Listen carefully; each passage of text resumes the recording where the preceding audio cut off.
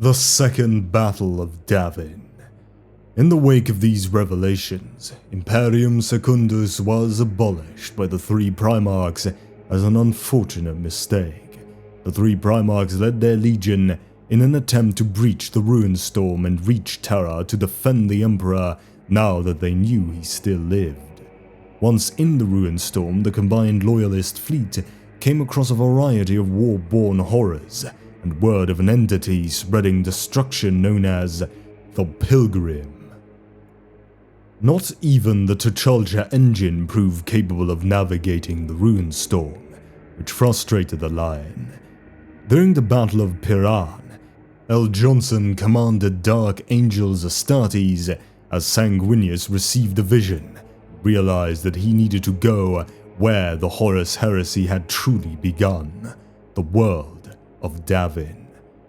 Through an arduous journey, they eventually reached Davin, the nexus of the continuing Ruinstorm in real space, and engaged a vast demonic host on and above the world in what would be remembered as the Second Battle of Davin.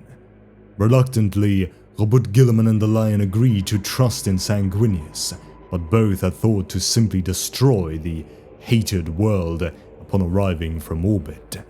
After the fleet emerged over Davin, Sanguinius shocked L. Johnson by boarding the Invincible Reason and taking the still captive Conrad Kurz with him.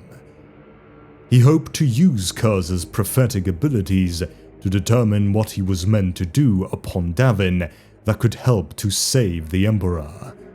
Sanguinius commanded a mass ground assault on the world.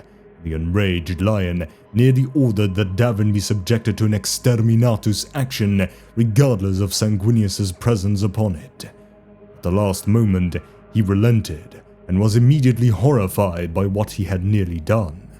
He realized that some external power was attempting to force the Primarchs down the path to damnation, and he followed Sanguinius down to the surface of Davin.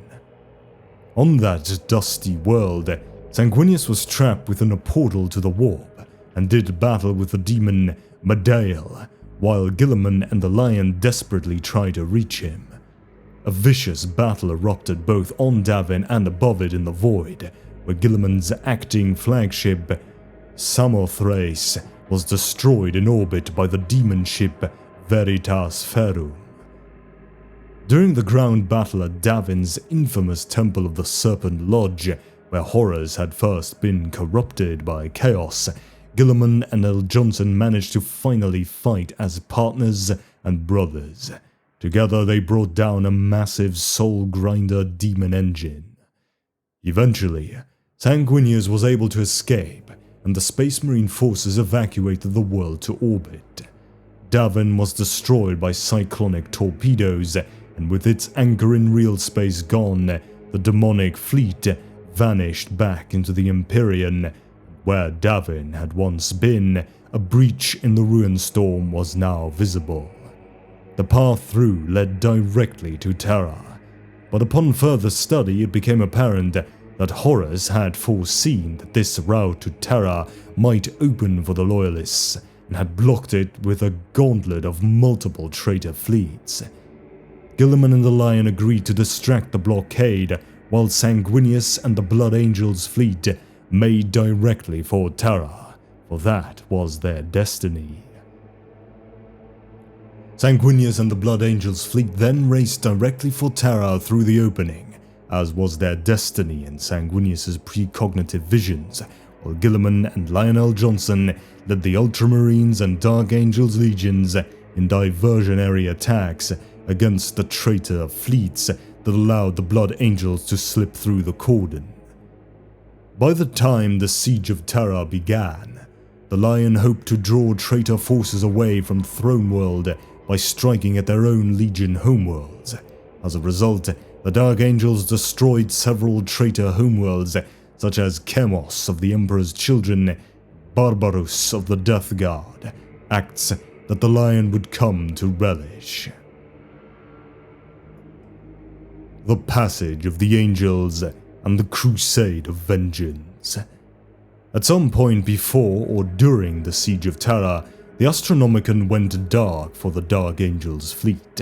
Fearing that Terra had fallen to Horus, L. Johnson became nihilistic, and instead of moving towards Terra, pledged himself to vengeance through the destruction of as much of the traitor's territory as he could, using the rationalization of attacking the traitor homeworlds in hopes of drawing reinforcements away from Terra to his troops.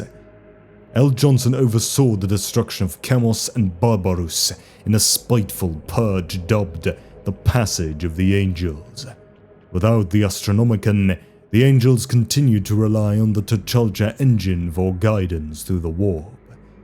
The Lion eventually ordered the Dark Angel's fleet to head to Deliverance, the homeworld of the Raven Guard Legion, where Corvus Corax and Leman Russ of the Space Wolves Legion were currently mustering their forces. The Lion was quick to question Corax's absence from the major fronts of the war, but his wrath was quickly extinguished by Russ, who pointed out that the Space Wolves' own survival was still an asset of great worth even if Terra remained beyond their reach. Russ declared he would join L. Johnson's so-called Crusade of Vengeance, including with Space Wolves warriors equipped with the new suits of Mark 6 Corvus power armor produced on Kievar. Yet Corax was cautious to commit his badly mauled legion to what he saw as a needlessly spiteful waste of resources for a purely emotional gain, and only assigned a small expeditionary force of the Raven Guard to accompany the Space Wolves and the Dark Angels.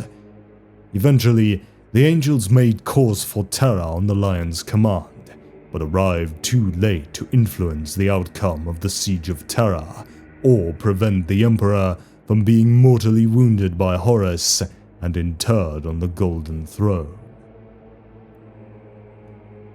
The Great Betrayal.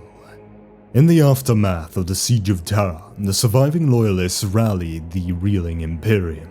The Dark Angels took a significant part in these battles, which later came to be called the Great Scouring. As they pursued the rebels, the First Legion diverted to nearby Caliban for the first time in many standard years, since the world had been enshrouded by the Ruin Storm and other warp storms since Horus's betrayal, but now was free of such navigational interference. For Lionel Johnson, one final act of treachery remained to be discovered. Upon the Dark Angels' arrival in orbit, they were fired upon from the surface, pulling back the Legion fleet. L. Johnson, trying to find out what had happened, discovered that Luther, who had become embittered by what he perceived as L. Johnson always taking all the glory, had poisoned the minds of the Dark Angels' garrison and the new recruits that had been left on the planet against their Primarch. Correctly believing that Luther and the planet-side Dark Angels had actually been tainted by chaos, an infuriated Johnson ordered that Caliban be bombarded from orbit, destroying the planet's defenses. L. Johnson then led his forces to the surface and assaulted the Order's fortress monastery, where he confronted Luther in single combat. Luther, now a Chaos champion, had been elevated to a strength equal to that of the Primarch through the gifts of the Chaos Gods, and the two met in a combat the likes of which would not be seen again. The pair's duel leveled the monastery around them, but the planet was also taking a heavy toll.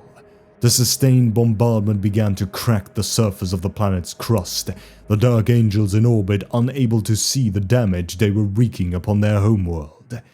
L. Johnson managed to wound Luther, but could not bring himself to kill the man who had once been his brother and mentor. Luther lashed out with a powerful sorceress attack that mortally wounded the Primarch.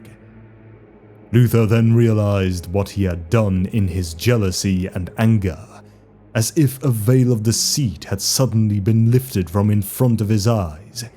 He fell to the floor, unwilling to fight anymore, but it was too late for L. Johnson. The enraged ruinous powers of chaos realized they had lost control of yet another of their pawns in the fight against the Emperor, and sent a massive warp storm to wreck the surface of the planet. Caliban then broke apart under the strain, destroyed all but for the monastery of the Order, which had been protected by potent defensive force fields. The rest of the Dark Angels who had been converted by Luther to the worship of chaos were sucked into the warp and scattered across the galaxy. From that time forward, they were named the Fallen Angels, or simply the Fallen. The Fallen were scattered throughout space and time, and Caliban tore itself apart under the strain of the ruinous powers' assault. When the Dark Angels descended to what remained of Caliban, now little more than an asteroid upon which stood the Order's fortress monastery, they searched the ruins and found Luther mumbling that L. Johnson had been taken by the Watchers in the Dark and would return one day and forgive Luther for his sins. The Dark Angels could not find any trace of their Primarch. The truth was that the Lion still lived, though he had been placed into a coma and had re-emerged into real space with the aid of the Watchers in the Dark in a secret chamber deep beneath the fortress monastery which even his brethren did not know existed. Only the Emperor of Mankind, sitting silent on the golden throne from which he sees all, and the Watchers themselves, know this greatest secret of the Dark Angels. Even the Supreme Grand Master of the chapter is not privy to this truth. However, legends soon spread throughout the chapter that the Lion would find his way back to the Dark Angels on that grim day when they went to war in defense of the Imperium for the final time. 10 standard millennia later, a captured fallen angel named Maria Estellan would tell a different version of these events. According to Estellan, Lionel Johnson was late in arriving to the fence of Terra, not due to being too far away, but because he was waiting to see whether it was Horus or the Emperor who won the great conflict between them. Estellan, believing that those who were with L. Johnson would not forgive them for turning on their brothers, ordered the defensive batteries of Caliban to fire upon the returning Dark Angels' fleet. The difference between the Dark Angels' view of the fall of Caliban and that of the fallen angel Estellan is considered to be due to Estellan's literally warped perception of these events.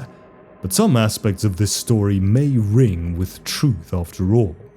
Lionel Johnson might have betrayed the Emperor in his heart, if not in his mind, when he was most needed.